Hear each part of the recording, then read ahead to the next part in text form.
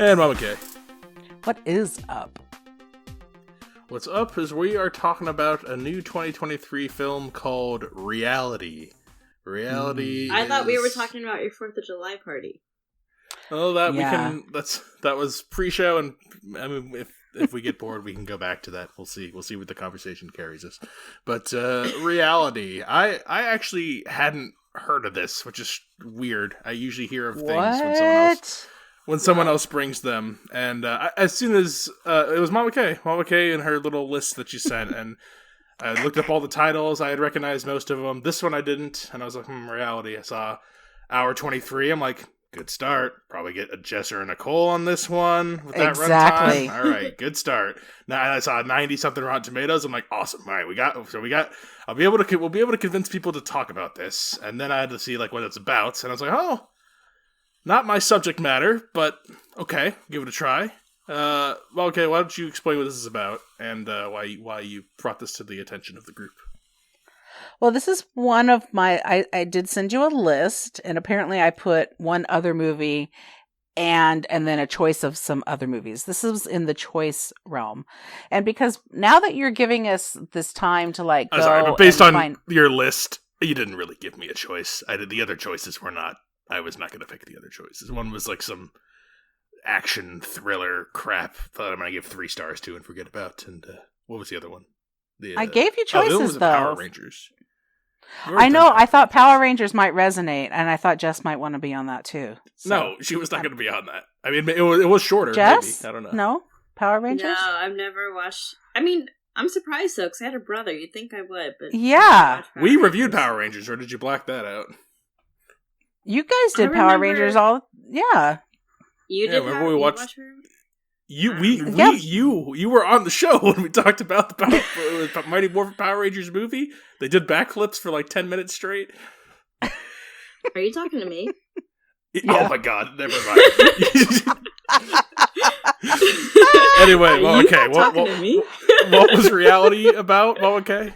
Okay, what Reality is about is it's essentially a really short story about the alleged Russian interference in the 2016 American election. And yeah, that's... A former American intelligence specialist is given the longest sentence for the unauthorized release of government information to the media about Russian interference in the 2016 United States elections via an email operation. This is got a 92% on Rotten Tomatoes with critics, but a measly 68% with the audience. So we got a bit of a split there. And 6.7 on IMDb. This doesn't surprise me. And then a 6.7 on IMDb, with some more 3.5 kind of scores out of 5 on the other sites. So kind of one of those upper mid kind of ratings for this thing. Tina Satter, I hope I'm pronouncing her name correctly, is the director. This is her first film. It's based on a play that she wrote called Is This a Room? Which I guess writing it is a strong word because this whole thing is based on a transcript, which we'll learn a little bit more about that in the actual movie proper. Because if you haven't seen Reality, it is on Max. That's the new name of the HBO Max. Just Max. Oh, that is I don't like it. Yeah. Why? Okay, so why are we so resistant to change here? Everyone hates this name change. We're dropping syllables. It's faster. Well, so first, what's wrong with that? No. First it was HBO, and then it was HBO Max, and now it's just Max. Well, it's always been HBO. The channel has always been HBO, but the app has been HBO, HBO Go, HBO exactly. Max. Why can't you just update your app? Why did it delete the app and download a new app? I'm hoping this is it now that it's Max and it's got HBO and 7 other whatever the other channels are under its umbrella, you know. So can I give you a back in the day? Sure. I'm sure that's arousing. Another one? Yeah. Another one.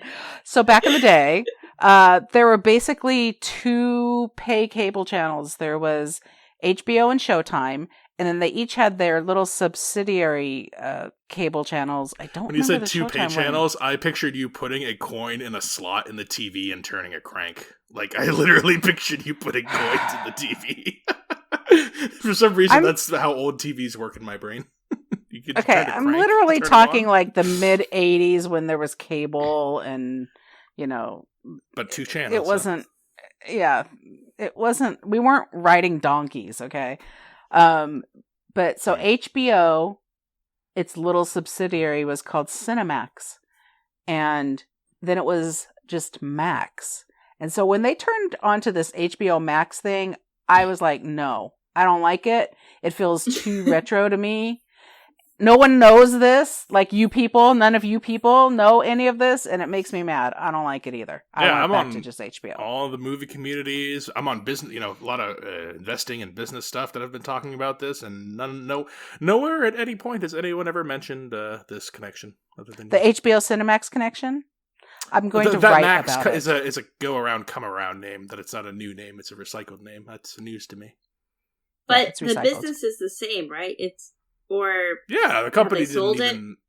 Okay, so it's just like a rebranding. It's a rebranding. I mean, some of the content changed a little, but why would you think rebrand they're just trying it? to get. Well, I think HBO feels too small. HBO Max in the landscape now. I mean, Netflix. So put Max in front of it to make it feel bigger. Exactly. My iPhone. They got the pluses. Now this is Max. It's bigger than Plus. It's huge. Instead of a Mac, it's a Big Mac. Yeah, it's enormous. So I don't know. I think it's fine. I think it's a fine name change. That's where it is. It's on Max if you want to watch it, because we're going to spoil it here now. And this film takes place entirely in one day on one little property with about 3 people plus minus a couple extras. But really, it's just our lead character, Reality, played by Sydney Sweeney, and 2 agents, Agent Taylor and Agent Garrick. It's Martian Davis and Josh Hamilton, 2 character actors who both very fine. I was happy to see them turn up here. And they interrogate her, and it's like the real life story about how she leaked a story. She has confidential information. She leaked it, and you can't do that.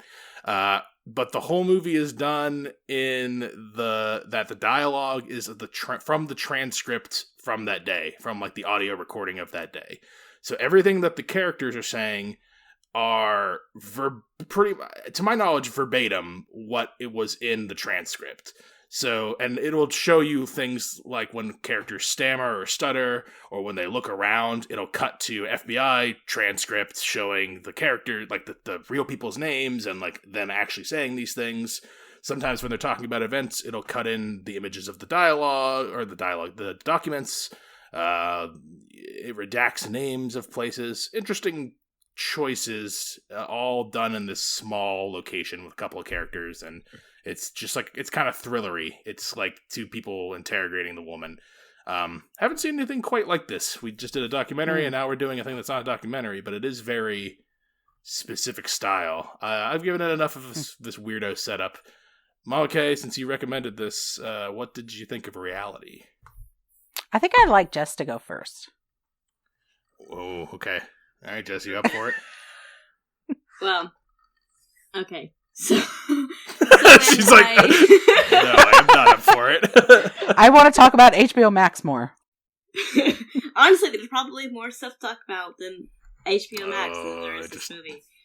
Okay. So, I had no idea what this movie was about. I knew it had this girl, Sweeney, in it, who seems to have, like, really popped up over the past year or so. Right. I don't know. I think she's a fine actress, but I don't know why she suddenly became very, very popular.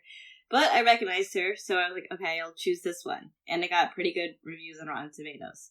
So, I turned it on, and it's immediately captivating, but this is not the way I thought that the movie was going to go. She's a normal girl leaving work, driving home, and then these 2 middle-aged dudes just approach her unprofessionally, telling her that they're the FBI. And I'm like, oh shit, something's gonna happen. They're not gonna be the FBI. She's gonna get in trouble.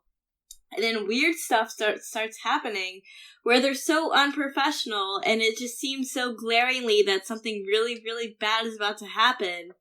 I was on my toes for like the first half of the movie. Then when I realized nothing's gonna happen is when I lost all of my interest and realized it was just about the news. Interesting. That is interesting, actually. That's honestly that's all I have to say about it. I don't know what else I can say. All right, we'll pick at that. We'll find. Yeah, there's things. We'll work with that. But all right. Now, Mama K, you happy? You happy with that to start on? I am happy with that. Point. Yeah, that's good. I felt the other way about it actually. Like I was like, if they keep talking to her outside in this manner, wait. So you really thought it was the FBI? What?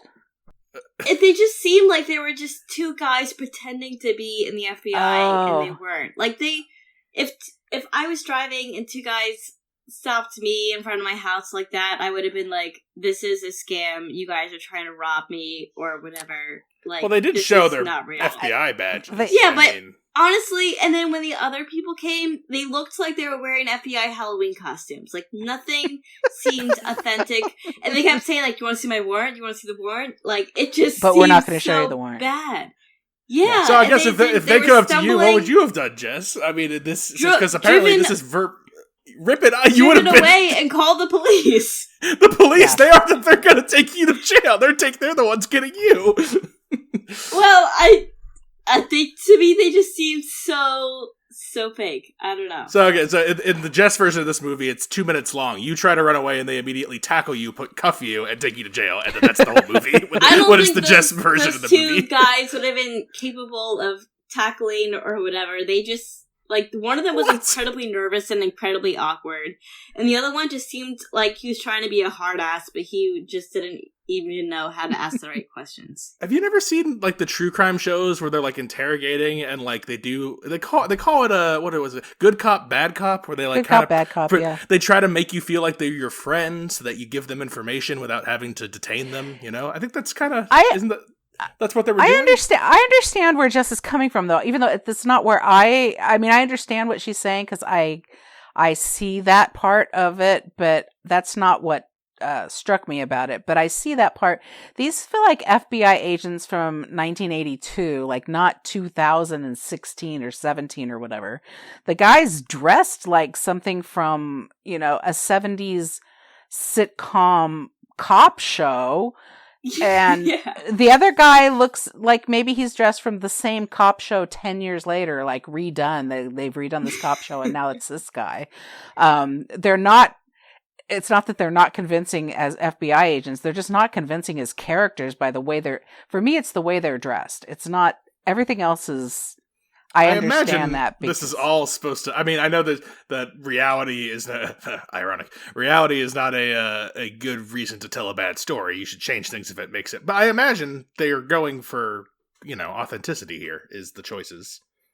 Well, that's something to actually talk about. Are they really going for authenticity, or does the person making this movie have an objective with making this movie, right? So you're going to make those other guys, they sound like idiots. If this comes directly from a recording, and I believe that it does, and that's what they're saying, these guys sound like Jess said, they're like the worst interrogators in the world, but they're successful in their method of breaking her down in under 2 hours. This is must be a tried and true. Yeah, I would argue method. That makes them pretty good interrogators. I agree. I disagree with both you guys saying they're not doing it right and professional. They did an amazing job. They unviolently secured a dangerous asset, what they thought could be a dangerous asset. I'm not saying they're not doing it right, I'm just saying that when you listen to this, it sounds like it wouldn't be convincing to you, but I think when you're in the moment, it is. And also, she's guilty of this. So we're looking at it from a perspective of some girls just coming home with her groceries and, wanting to get to her hot yoga class or whatever. And these two weird guys, and they are weird dressed and everything, come up and start asking you questions. And she doesn't really push back, and we know now that's because she's guilty of what they're accusing her of.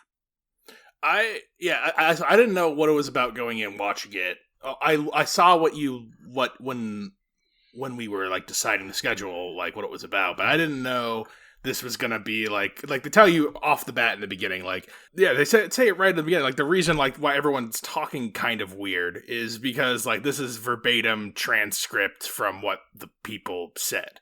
And so I'm like, okay, good gimmick, interesting, hour 23 movie. I see why this is. I'm like doing the math in my head. I'm right. They're probably not going to do a lot here. Probably a low budget. Maybe this is going to all take place in one location. I was thinking either in the house or then maybe they'd go to an interrogation room, and that would probably be the whole movie. So within the first 5 minutes in my head, I guess I'm already doing like movie math and setting up expectations. And now I'm preparing for this gimmick to deliver what it's going to deliver. How are you going to deliver the people saying the stuff on the verbatim into an actual movie? And the first 10-15 minutes, I'm like, oh, this is not working. This is kind of a failure. This is what I thought. I was like, I see what they're going for. It's too long.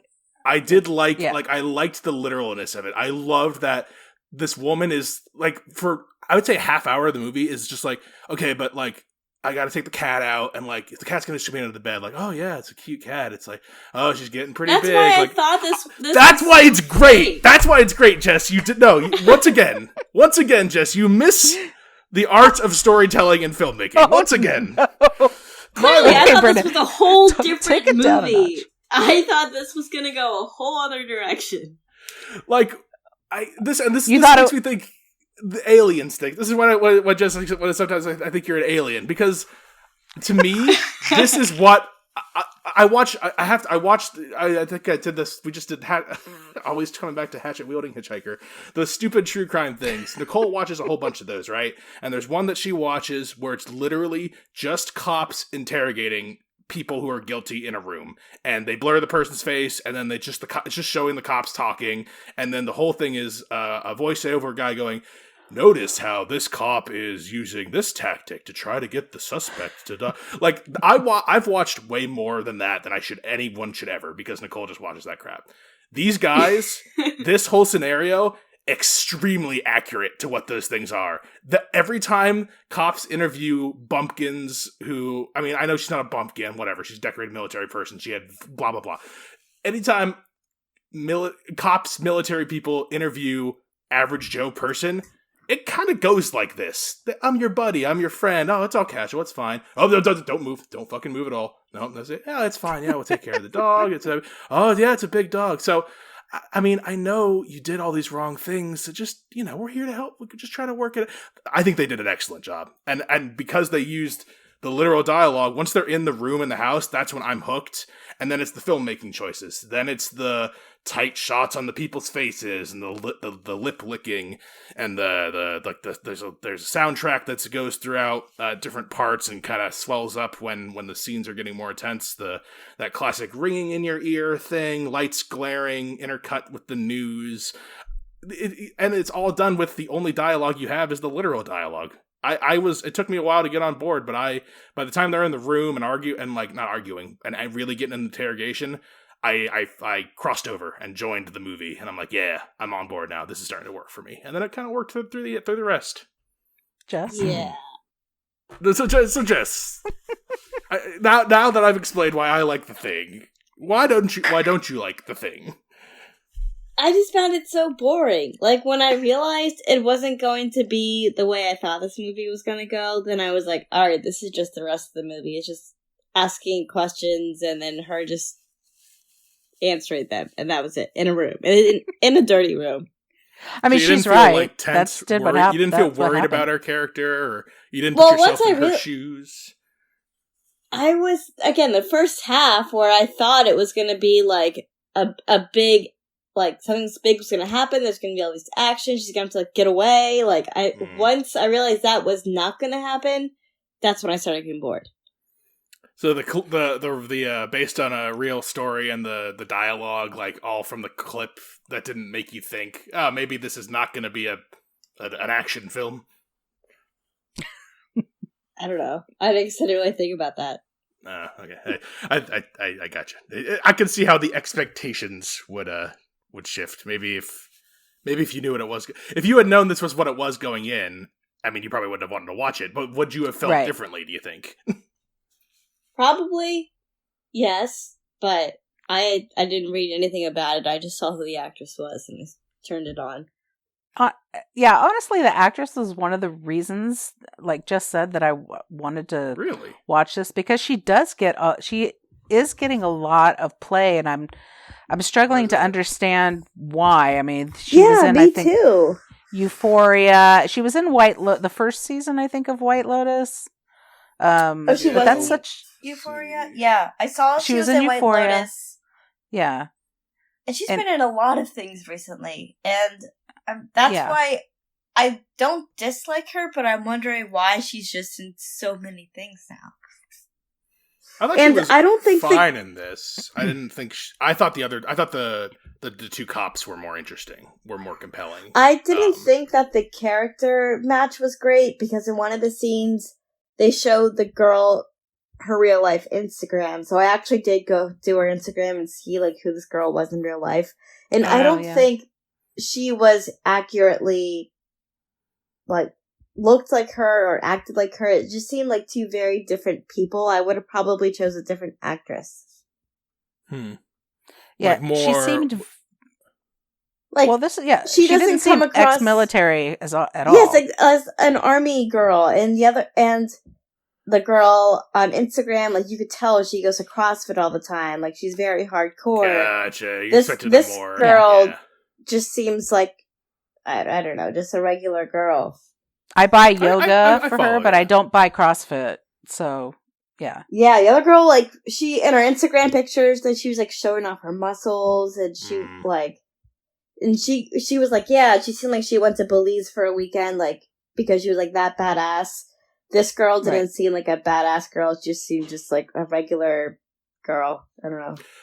Well, it's like the movie I think is a good exercise. I think why I jumped onto it later on is it becomes kind of surrealist, where because the dialogue is so literal, but the filmmaking is so in your face and like tense, it becomes kind of surreal and uncanny, which I like. It reminds me of like my favorite David Lynch parts, where you got these people and they're talking real regular and real nice, but under all these niceties, these people are taking your life away. In the like, it's just great. I love that knife edge tension once it starts going, and once she really starts admitting, and then the other guys come in, and then there's one scene where like they kind of stop talking about the interrogation for a while, and they go back to the pets, and she's like kind of like flashbanged, like she's kind of just like, and she is contributing to the conversation too, and like I love how they show all that, and those are the parts that like where the experiment works for me, where I'm like, you wouldn't get these moments like this in a Hollywood movie, where it wouldn't be like, they don't show that interrogation scenes. They show you the interrogation part of the scenes. They don't show you the parts where they're like pretending to be your buddy and just trying to connect with you on a human level. And I think that's the part. I think that's the most convincing part, because then it makes it feels more like real, Yeah, I think this movie is a win all around, honestly. It's taking something that is just a transcript. You have to have people who can buy into those characters. I mean, these are not, and they're real people. They're not characters, but people who can be convincing, and you're supposed to feel a little squidgy about, the guy who seems a little off and kind of like, I don't really know what's going on in life, and I'm your buddy, and talk to me about your dog. And then the other guy who's, comes along and he's like, no, stand there. No, stand there. No, don't move. No, right. Turn around. Not there. Don't turn around there. You notice it too when they're talking to, like, if she moves to the left a little, they'll kind of box her, and then if she makes a move wrong, they'll kind of put your hand up and like kind of subconsciously like, it's just classic cop shit, and like it's good detail. Right. Like, it's also part of the thing that was pissing me off too, because I hate watching those things, because I hate watching cops interrogate people, because I immediately become the person getting interrogated. I think when you jump in those situations, you're either... I think Nicole likes to watch them because... I don't know why she likes to watch them. I really don't get it. I can't watch it. I hate to watch the real ones, because I hate watching cops interrogate people, even when the interrogated people are criminal, like in the wrong, because I just can't get past the part that the cop doesn't actually care about the truth. They just want to win. They just want to get this person in front of them behind bars or arrest. Like their goal is to defeat the other person in the room, not get the truth. And that's why I get so fucking angry, because this is people's lives, and you just care about checking a box and not the Well, that's not unlike this. That is what this is. So these people. Well, yeah, that's why I could probably care less about what the actual problem is. They're just there to make sure that they get her. I also think I spent the first, 5 or 10 minutes thinking, sort of like Jess, like, not that these weren't real cops or real FBI agents, but I'd be like, at some point I would just be like, I want my attorney right now. Like, I want to be, I'm not going to say anything. That's what I would do. If I was stopped, I would probably say, I'm not saying anything, I want a lawyer. Well, yeah. I actually thought I had no idea where the movie was going. I thought she actually was just a regular girl with a regular job, and she had nothing to hide. Oh, you thought she was innocent until... I didn't know. Yeah, I had no idea, honestly, about... I mean, I knew what the storyline was, but I didn't know that she was actually the whistleblower, so... I figured they would have made this filmmaking a little different if that was the case. I feel like the filmmaking tells you that she's guilty. Yeah, but what if it was an accident? What if she didn't mean to do it? Like, you know what I'm saying? Well, then I don't think or she was framed. Or she was framed by somebody. She could have been framed.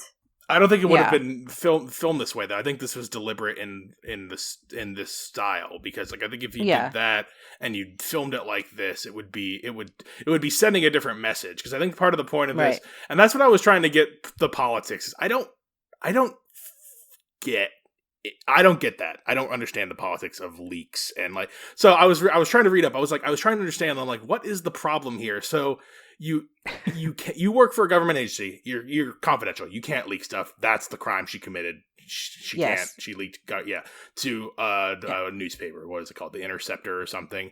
And so she leaked that to them, and then they accidentally gave her up as a source, and that's how they found her and tracked her down. And so everyone in, like, real life, I'm reading, is mad at the newspaper for not protecting its source.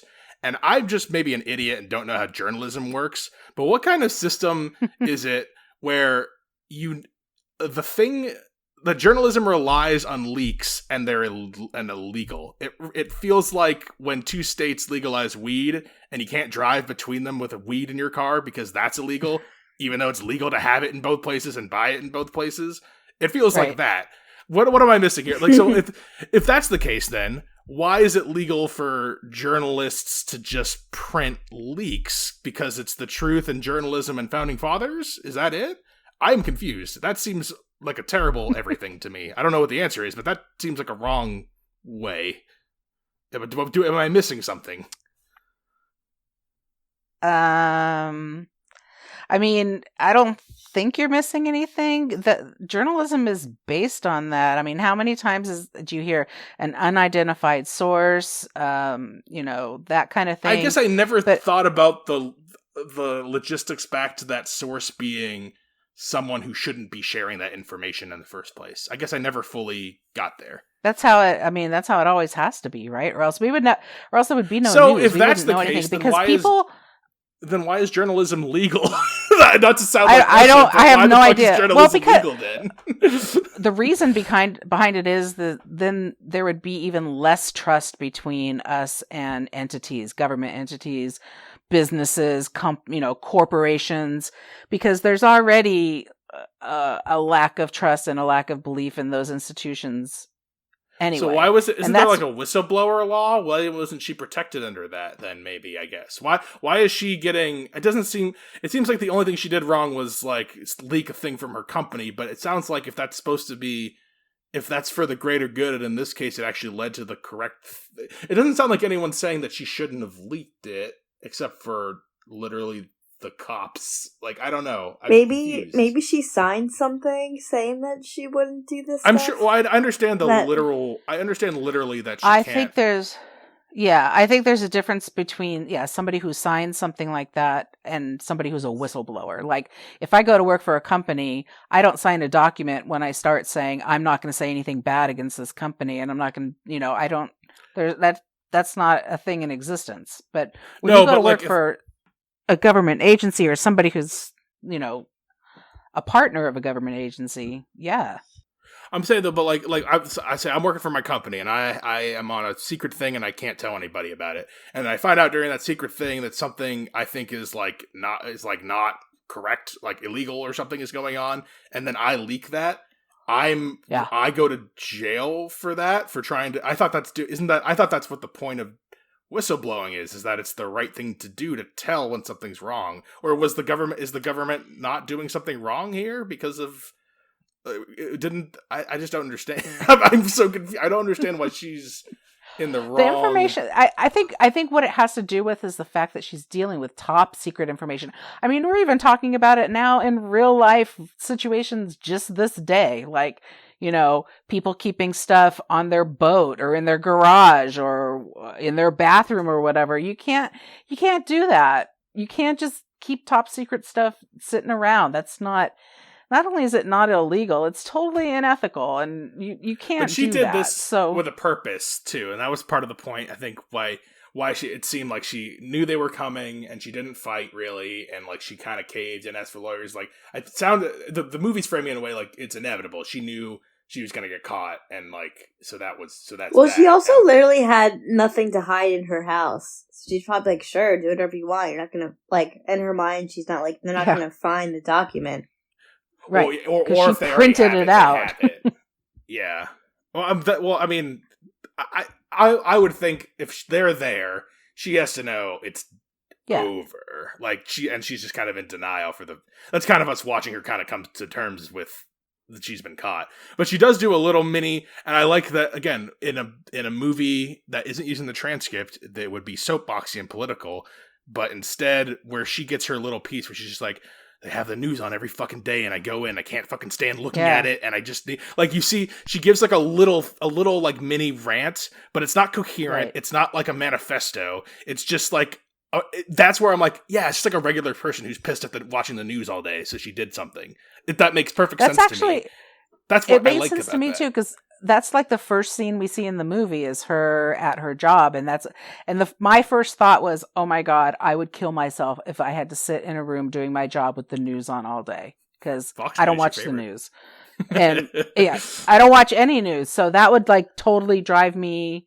I couldn't have a job like that. Like you'd be her. It was a cry for help. She'd rather be in jail. My cry for help would be like me in that kind of job. Yeah, I know. The cops come to your house. You think they're not. You tell them to go fuck off because you don't think they're real. Wait, this is the movie I want to see. Hey, we're the FBI. They show you your badge, and you're like, you're not the FBI. You're wearing a plaid shirt, and then you walk in your house. That's Jess's version of this movie. Is this movie supposed to what is it supposed to do too? Is it supposed to discourage people from whistleblowing or not? That was. I don't think so. I feel like the movie is on her. I feel like the movie's on her side, saying she's. Yes, it felt like it was on her side.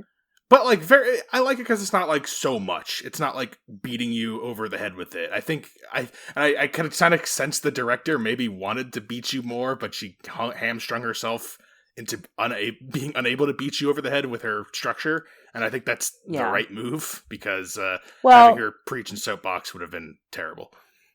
Knowing that that's probably the side she's taken, that also makes me think that maybe these people, maybe the FBI officers look the way they do and dress the way they do, and there was that third guy, I don't know if he was FBI or whatever, that looked like he used to, coach JV college football somewhere with the mustache. Oh, the muscle guy?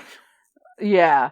Oh my gosh. Doesn't that guy himself give it away that he's just like a fake person? I like how you're saying she's still sticking to give it away. Like it's still not like it didn't really happen. I understand what Jess is saying though. Pulled me over, I'd be like, no, you're getting arrested. You're like, oh come on, you can't arrest me. Look at you.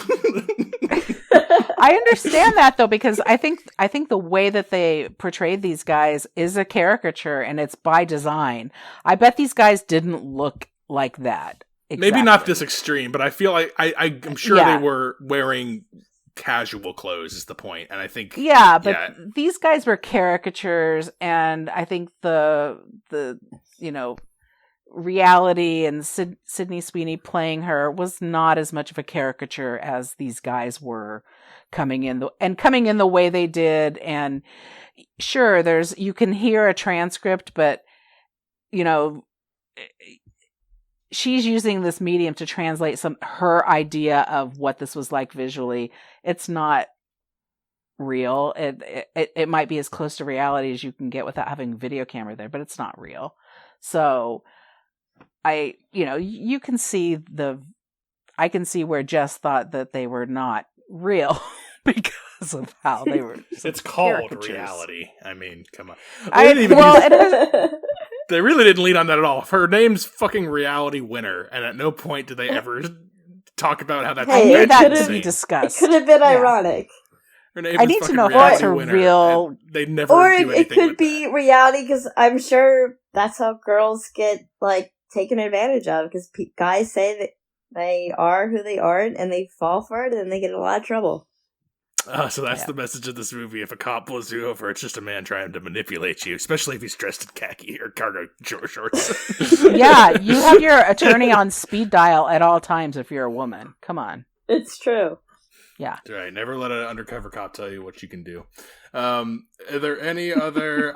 it's ultimately... And I was so confused, too, because, at one point I read that, because all right, so it seems like she was doing all this because she's on a left-leaning side of things in general. But Trump tweeted at one point that here's the tweet. I have it on her bio. Lovely Trump tweet here on the podcast. Ex-NSA contractor to spend 63 months in jail over classified information. Gee, this is a small potatoes compared to what Hillary Clinton did. So unfair, Jeff. Double standard. And then Reality Winner expressed no comment. Reality Winner had a comment. She expressed appreciation for Trump's support, saying, "I can't thank him enough." It's just I don't understand. I don't understand anything anymore. All right, this is stupid. It's all stupid. Basically, what you have to understand, Brennan, is that it's people. All of these people are just people in power.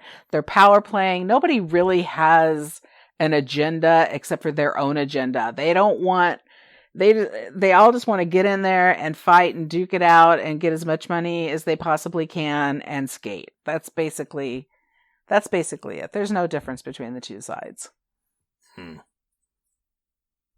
That's what you just said was the weirdest thing about this so far. Reality Winner. Just Reality Winner. Strange story, but all right. Any other points? Do we recommend Reality? Jess? No, I will easily forget this movie. I'm gonna give it a non-recommend. Well, don't forget it for end of the year. You do need a bottom 5, so you got to remember 5 movies that you didn't like. So keep this one bookmarked. Yeah. Mama K. Yeah, I'm going to recommend this. This is really good filmmaking based on very little material. She did a great job. Yeah, I was really hot and cold on this. There were moments I hated this movie, hated it, but I got won over real hard by the second half, and it paid off. It didn't think it was going to work, and it worked for me. So this is on high right now. We'll see how the year shakes out, but this is up there for me. It's 2 pretty strong recommends and 1 nope for Reality. So Reality in the books, and coming up we've got, I feel like there's summer stuff, but I don't know. We don't always just Indiana Jones, Barbie. I mean, there's literally everybody. 5. Barbie is being marketed so hard. I've seen it everywhere. Are you going to do that with us, Jess? I mean, I don't know.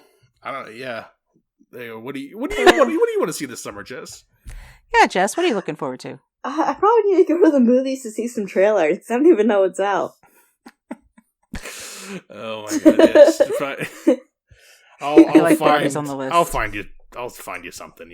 I'll find you something. But all right. In the meantime, if you have things to recommend to us, Films with the Women in My Life on Facebook, reach out to me on Instagram. I'm Brennan_podhost, and you can email the show filmswiththewomen@gmail.com.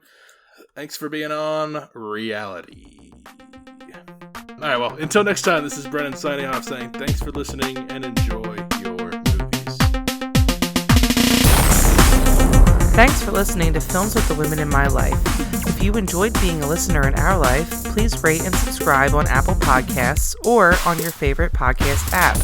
Keep up with the latest from the show on Instagram at Brennan_podhost, on Facebook at Films with the Women in My Life, and on Twitter at FilmsWomenPod. Finally, you can email the show with questions and suggestions at filmswiththewomen@gmail.com. Original music for the show was created by Ian Burke and Chris Iwanek. Original artwork created by Nicole D'Alessio. This show is produced by Brennan Snyder. Thank you again for listening and enjoy your movies.